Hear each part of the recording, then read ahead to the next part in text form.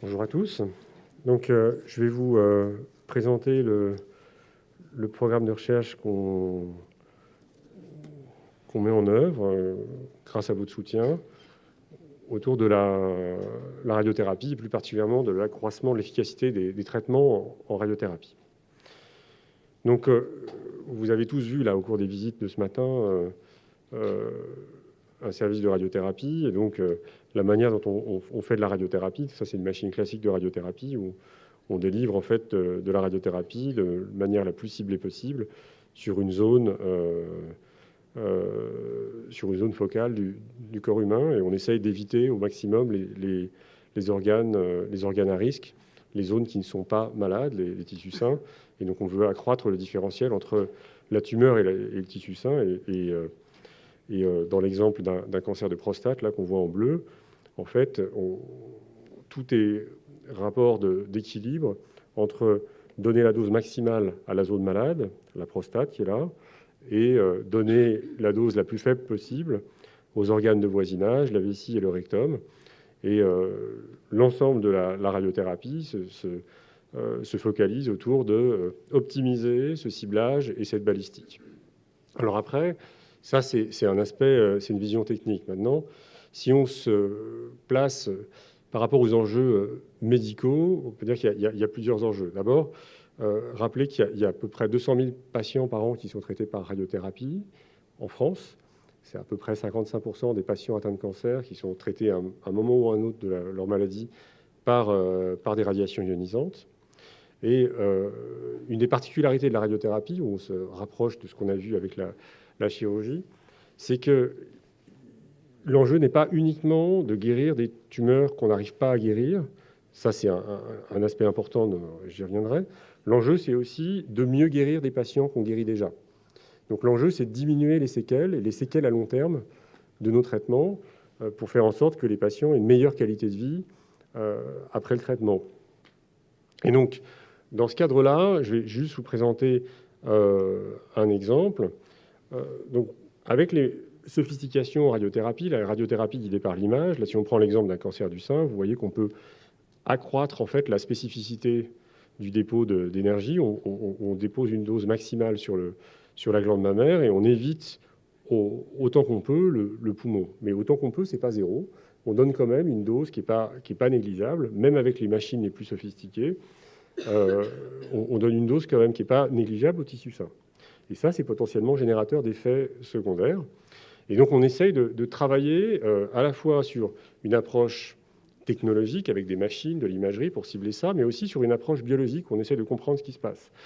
Alors, juste pour vous montrer un exemple de ce qu'on peut faire, ça c'est un travail qu'on fait au laboratoire, mais qu'on a pu aussi confirmer sur des prélèvements qui venaient en fait de patients qui ont eu de la chirurgie du poumon après radiothérapie. Là, vous voyez, c'est des séquelles de radiothérapie. Là, c'est un poumon normal. Un poumon normal, c'est comme une éponge, il y a plein d'air, ce sont des alvéoles qui servent à respirer. Et ça, c'est un poumon de souris irradié à forte dose, où en fait, l'irradiation induit une fibrose, donc en fait une destruction du poumon. Vous voyez que le poumon n'est plus du tout aéré, il est densifié. Et quand le poumon est densifié, c'est-à-dire qu'on a du mal à respirer, c'est un modèle de séquelles du traitement, de séquelles de la radiothérapie. Là, c'est ce qu'on a pu montrer en utilisant un médicament qui bloque en fait des macrophages, qui bloque des cellules inflammatoires.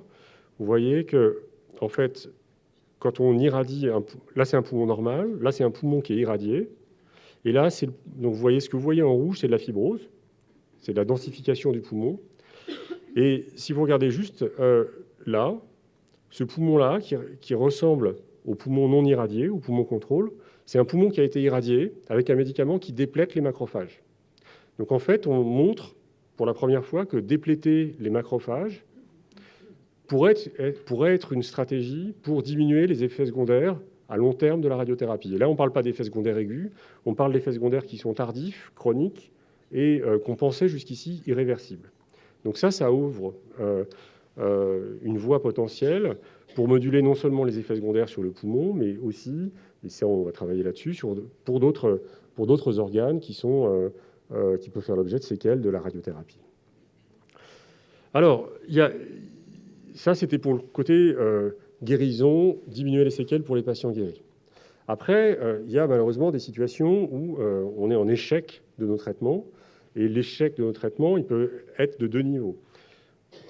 Il peut être au niveau local, on traite une lésion qui résiste au traitement, et il peut être au niveau métastatique. Alors, au niveau local, qu'est-ce qu'on peut faire pour diminuer l'échec du traitement? Comment est-ce qu'on peut faire pour augmenter le pourcentage de guérison d'une lésion qu'on va traiter par radiothérapie? Ben, on peut mieux cibler et adapter la dose. Donc, là, il y a un apport technologique important. Et là, vous voyez une illustration de ce que vous avez vu ce matin, hein, une machine de radiothérapie stéréotaxique, de radiochirurgie, le CyberKnife, qui permet en fait d'utiliser des centaines de faisceaux d'irradiation qui vont converger sur une zone cérébrale très limitée. Donc on peut donner une dose très forte sur un tout petit volume, tout en épargnant de manière très conséquente les zones périphériques, les zones non tumorales, ce qui fait qu'on peut avoir une destruction tumorale, notamment dans des métastases cérébrales, avec très peu de séquelles et peu de symptômes. Ça, c'est une approche qui est en cours. Ce qu'on essaye de faire, c'est d'aller plus loin, parce qu'en fait, tout ce travail en radiothérapie est basé sur des images. On utilise des images, et ces images, en fait, elles contiennent plein d'informations. Ces images, elles contiennent à la fois des informations géographiques, où se trouve la tumeur, mais elles contiennent aussi des informations, tout ce qu'on appelle l'imagerie fonctionnelle, sur l'activité biologique de la tumeur. Savoir si la tumeur prolifère plus ou moins, si elle est plus ou moins vascularisée, plus ou moins oxygénée. Et ça, ce sont des facteurs importants qui peuvent être associés à une résistance à la thérapeutique. Donc on essaye, en fait, et on travaille sur l'intégration de paramètres d'imagerie standards, qui sont ce que voit le radiologue. Il mesure une tumeur, il nous dit que la tumeur fait 3 cm, ça c'est l'imagerie standard. Mais on extrait aussi des caractéristiques que l'œil humain ne peut pas voir. Et ça, on le fait grâce à l'informatique. Grâce à l'informatique, on va extraire des données brutes qui viennent des IRM, qui viennent des scanners, que l'on traite, et c'est ce qu'on appelle la radiomique. On extrait ces données-là, on les analyse, et on essaye de les intégrer en parallèle avec des données biologiques. Donc ça, c'est un projet qui est en cours, et ce projet peut avoir plusieurs intérêts. Le premier, c'est d'optimiser la dose pour la radiothérapie locale. Optimiser la dose, c'est l'idée de faire ce qu'on appelle en anglais le dose painting. En gros, c'est délivrer la dose à la carte. Quand on fait de la radiothérapie, ce qu'on fait normalement, ce qu'on fait en routine, c'est ce que vous voyez sur les deux carrés à gauche. On fait un scanner ou une IRM à un patient, on définit en rouge le volume de la zone qu'on veut traiter, et on applique une dose, et cette dose, elle va être maximale dans l'ensemble de ce volume-là. Ce sur quoi on travaille, c'est d'essayer de faire une cartographie de la tumeur et d'essayer de définir dans la tumeur, grâce à cette analyse radiomique, cette analyse d'imagerie complexe, multiparamétrique, d'analyser dans la tumeur et de définir des zones qui sont plus à risque que d'autres de récidive. Et en fait, de faire ce qu'on appelle du dose painting, c'est-à-dire dans chacun de ces petits carrés, dans chacun de ces voxels, d'aller donner une dose différente en fonction du risque biologique. L'intérêt, c'est de pouvoir, à terme, surdoser les zones qui ont besoin de l'être, tout en évitant de surdoser partout, ce qui serait générateur de séquelles. Donc grâce à ça, on espère être capable de mieux, d'avoir un meilleur contrôle local. Alors, l'autre utilité de cette imagerie fonctionnelle qu'on appelle radiomique, c'est d'aller plus loin que ne peut le faire l'œil du médecin. Alors là, c'est une illustration d'un travail en cours. Donc, un patient qui a eu de la radiothérapie pour une lésion cérébrale. Et ce patient, on lui fait une évaluation de la réponse. Et quand on fait l'évaluation de la réponse, on est embêté. On est embêté parce que le radiologue ne sait pas nous dire si ce qu'on voit, c'est de la maladie, si c'est du cancer qui persiste, ou si c'est des séquelles du traitement. C'est ce qu'on appelle de la radionécrose, des séquelles de la radiothérapie. Et en fait, c'est évidemment des choses qui ne se traitent pas de la même manière. Si c'est de la maladie qui persiste, on peut discuter de réopérer le patient, par exemple, ou de refaire de la radiothérapie éventuellement.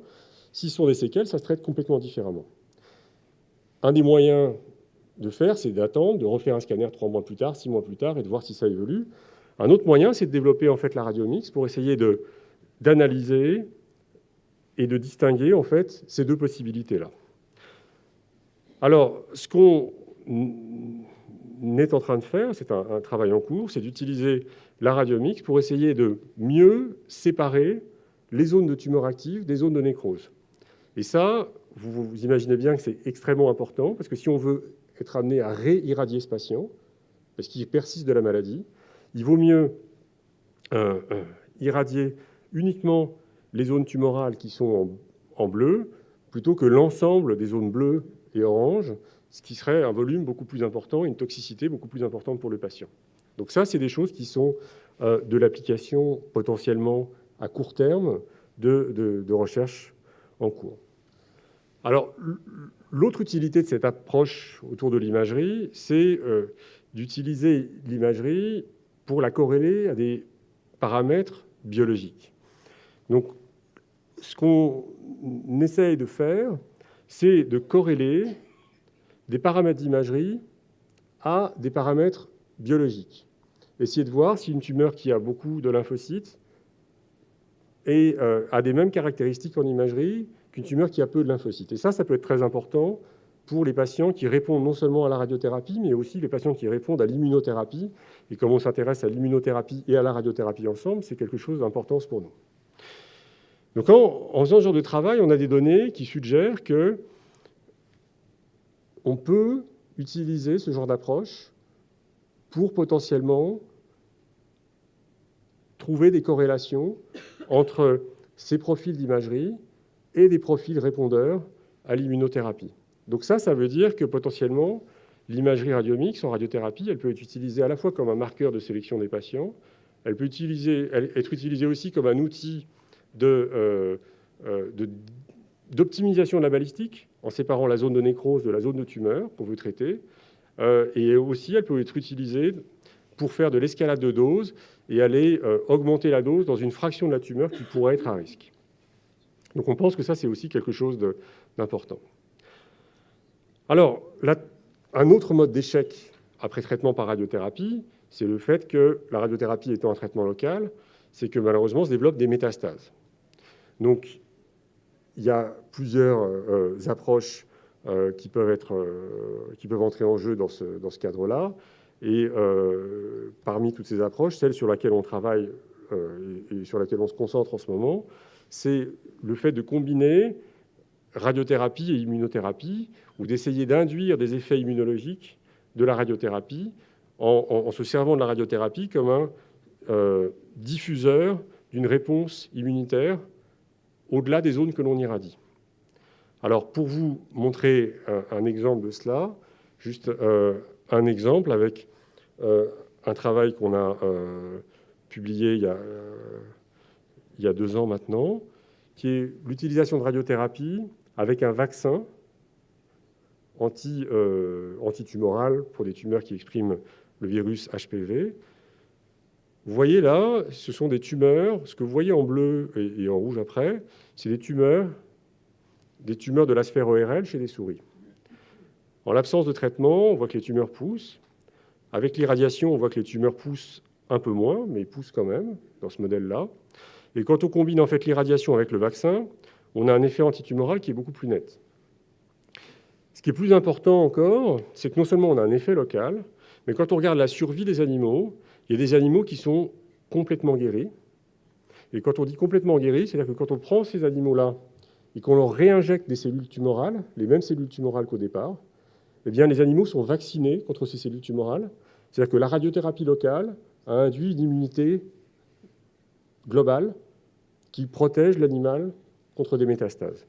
Donc ça, c'est quelque chose qui nous intéresse, qu'on est en train de préparer pour un transfert chez les patients dans le cadre d'une collaboration avec les autres CIRIC d'Île-de-France, celui de l'Institut Curie et celui de l'Université Paris 5. Voilà. Alors, juste pour une dernière diapo pour vous dire qu'on est un peu à l'interface entre la biologie et la technologie, l'informatique. C'est quelque chose d'émergent. Autant en radiothérapie, on a toujours travaillé avec des physiciens. Ce qui est nouveau, c'est le fait qu'on accueille dans notre laboratoire des gens qui ne touchent pas de souris, qui ne touchent pas de cellules, mais qui viennent là en sachant programmer et qui ont des profils d'ingénieurs. Donc on a pu, et on est en train de développer beaucoup de collaborations qui reposent, un peu comme Eric Solari l'a dit en introduction, avec des partenaires qui sont le CEA, qui sont l'école centrale, et qui nous permettent en fait d'avoir accès à des capacités de calcul, des expertises qui sont aujourd'hui importantes. Voilà. Et pour finir, je tiens à vous remercier de votre soutien qui a été très important. Merci beaucoup.